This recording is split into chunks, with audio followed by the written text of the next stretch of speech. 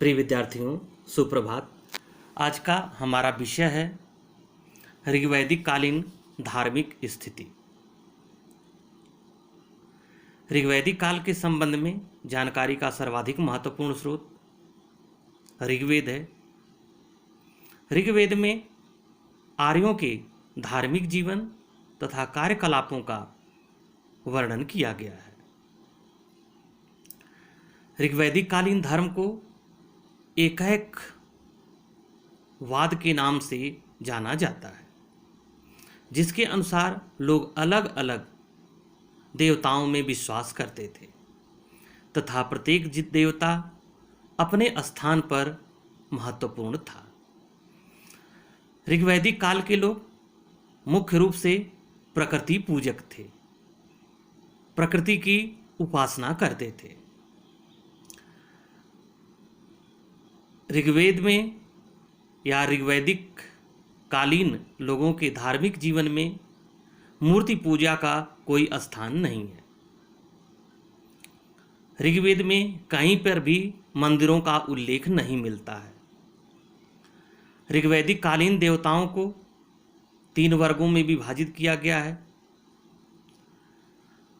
प्रकाश लोक के देवता, वायु लोक के देवता और पृथ्वी लोक के देवता। प्रकाश लोक के देवता में सूर्य, सावित्रु, पूषण, विष्णु, उरुक्रम, अश्विन, घोष, वरुण, मित्र इत्यादि देवता आते थे। वायुलोक के देवताओं में इंद्र, मारुत, वायु, वात, रुद्र और पर्जन्य शामिल थे तथा पृथ्वी लोक के देवता में पृथ्वी, अग्नि, सोम, सरस्वती और बृहस्पति। इस प्रकार से वैदिक देवताओं का 3 वर्गों में विभाजन किया गया था। ऋग्वैदिक काल में आराधना के प्रधान विषय देव थे। देव शब्द कौसन के ड्यूस शब्द का समानार्थी है। दीव धातु से इस शब्द की उत्पत्ति हुई है। यह उज्ज्वलता तथा प्रकाश से संबंधित है तथा इस अर्थ से देवता प्रकाशमान है। यूनानी देवताओं के समान आर्यों के प्रारंभिक देवता मुख्यतया आकाश से संबंधित थे तथा अधिकांश पुरुष थे। ऋग्वेद में कुछ देवियों का भी वर्णन मिलता है, लेकिन देवियों की तुलना में देवताओं का उल्लेख ज़्यादा है। जैसे पृथ्वी को धरा अर्थात भूमि का अस्पष्ट एवं अप्रचलित मानवीयकरण है। उषा सूर्योदय या अरुणोदय की देवी हैं। अदिति, इन्हें देवताओं की महान माता कहा जाता है। रात्रि निशा की आत्मा है। धात्री किसी व्यवस्था को स्थापित करने वाले देव थे, यानी धात्री किसी भी व्यवस्था को स्थापित करने वाले देव थे। अरण यानी जंगल की देवी थीं और विश्वकर्मा सामान को बनाने और बिगाड़ने वाले थे। श्रद्धा देव विश्वास के देवता थे। आर्यों का जो सर्वाधिक महत्वपूर्ण देवता था वह इंद्र था। इंद्र के सम्मान में ऋग्वेद में 250 मंत्रों का संकलन किया गया है। इंद्र आर्य योद्धा के दृष्टिकोण से महानतम देव, जो युद्ध तथा ऋत के देवता का ऋधा कार्य संपन्न करता था। जोनास इंद्र के रूप में वह अश्वारूढ़ होकर आर्य समूह के आगे आगे चलता था तथा उसने दासों के दुर्ग नष्ट किए। प्लूबियस इंद्र के रूप में उसने दुष्ट सर्पवृत्त का संहार किया जो वर्षा को रोके हुए था। इस प्रकार वह शुष्क भूमि पर जल लाया। उसके हाथ में वज्र रहता था जिससे वह अपने शत्रुओं का संहार करता था। इंद्र कोलाहलपूर्ण तथा आचारहीन देवता था, जिसे आनंद, भोग तथा सुरापान प्रिय थे। इंद्र एक सर्पांतक था तथा मुक्तक रूप से झंझारोही था, और इंद्र के सम्मान में ऋग्वेद में 250 सूक्त का उल्लेख किया गया है। सूर्य से कई देवता संबंधित थे। एक अन्य देवता सावित्रु था। पूषण भी किसी सीमा तक सूर्य देवता था, जो प्रतिदिन आकाश में इधर से उधर विचरण करता था, लेकिन उसका प्रधान कर्म यह था जो मार्गों में रक्षक तथा गोपालकों एवं पथभ्रष्ट पशुओं के अभिभावक का होता था। पूषण पशुओं तथा शूद्रों का स्वामी था।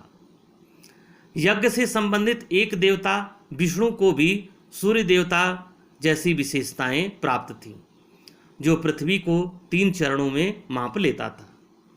यानी विष्णु का उल्लेख ऋग्वेद में मिलता है। सूर्य देवता समुदाय के तट स्थान पर सूर्य देवता की पुत्री सूर्या थी। सूर्या दोनों भाई अश्विनों की पत्नी थी, जो बहुपति प्रथा के प्रचलन होने का प्रमाण देती है। इसका मुख्य कार्य था, यानी सूर्या का मुख्य कार्य था अपने दोनों पतियों को सूर्य के साथ संबंधित करना। अश्विन अपने 3 पहियों के रथ पर संपूर्ण आकाश की यात्रा करते थे। अश्विन मुख्य रूप से मनुष्यों के सहायक थे। उन्होंने ऐसे समुद्री यात्रियों की रक्षा की जिनके जलपोत नष्ट हो गए थे। फिर आग का देवता अग्नि था। अग्नि के सम्मान में ऋग्वेद में 200 मंत्रों का संकलन किया गया है। यानी सर्वाधिक मंत्र इंद्र के लिए हैं और 250 मंत्र, और अग्नि के लिए दूसरे नंबर पर 200 मंत्रों का संकलन किया गया है। यह अत्यंत प्रारंभिक रहस्यवाद और अनुमान का विषय रहा। अग्नि यह पुजारी का देवता था, गृह देवता भी था, क्योंकि घर के चूल्हे में निवास करता था। वह देवताओं तथा मनुष्यों के बीच मध्यस्थ का भी काम करता था, क्योंकि अग्नि यज्ञ सामग्री का उपयोग करता था तथा उसे देवताओं तक ले जाता था। वह स्वर्ग के जलों में विद्युत रूप से तथा पृथ्वी पर अनेक रूपों में निवास करता था। समिधाओं को उसके पितृ रूप से संबोधित किया जाता है। वास्तव में अग्नि देवता यत्र तत्र तथा सर्वत्र था, और ऋग्वेद में इसके सम्मान में 200 मंत्रों का संकलन किया गया है। ऋग्वेद के 9वें मंडल में एक देवता सोम का उल्लेख मिलता है। यह प्रकृति की देव सत्ता थी। इसके सम्मान में 114 मंत्रों का संकलन किया गया है। प्राकृतिक रूप से सोम एक पौधा था। उससे एक शक्तिशाली पेय उत्पन्न किया जाता था, जिसे सोमरस कहा जाता था, और जिसका पान केवल यज्ञ के अवसर पर किया जाता था, जो अत्यधिक शक्तिवर्धक होता था। वनस्पतियों की उत्पत्ति सोम से संबंधित मानी जाती है। वरुण एक महत्वपूर्ण देवता था। वरुण महत्व में केवल इंद्र का द्वितीय था। यह अन्य देवताओं से कुछ भिन्न प्रकार का देवता था। वरुण को असुर भी कहा जाता था। वरुण सर्वप्रथम एक अग्रगण्य राजा था। वह इंद्र के समान अट्टहास करता हुआ जनजाति का युद्ध देवता नहीं था। इसके विपरीत स्वर्गस्थ एक महान राजप्रसाद में विराजमान वह एक शक्तिशाली राजाधिराज था। प्रायः इसके चारों ओर सहायक देवता रहा करते थे, और इनमें सर्वाधिक महत्वपूर्ण मित्र थे। वरुण ऋतुओं का स्वामी था। वरुण को ऋत का संरक्षक कहा जाता है, और रीत का अर्थ है नैतिक व्यवस्था, अर्थात नैतिक व्यवस्था को स्थापित करने वाला जो देवता था, जो रीत का स्वामी था, वह था वरुण। इस प्रकार वह एक सृजन का देवता था। समस्त आर्य देवताओं में वरुण नैतिक दृष्टि से सर्वश्रेष्ठ देवता था।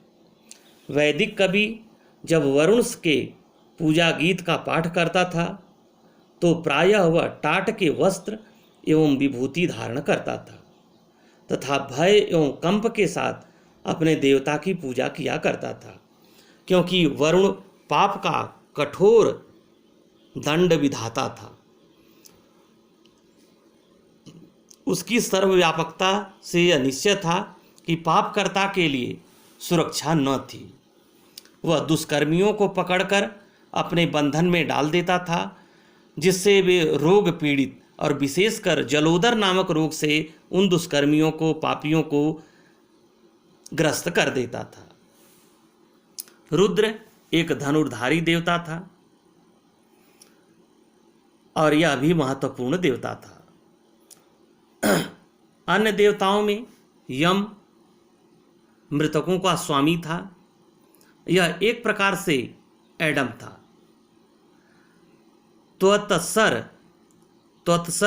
धातु का देवता था और रोमवासियों के धातु के देवता बालकन के समान था।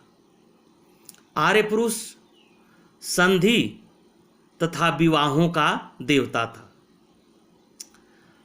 गंधर्व स्वर्ग के संगीतकार जो मूल रूप से एकाकी देवता थे। अप्सराएं जो यूनानी परियों के समान सुंदरियां थीं तथा जो देवों और मनुष्यों की पत्नियां भी बन सकती थीं। पर्जन्य वर्षा के देवता थे।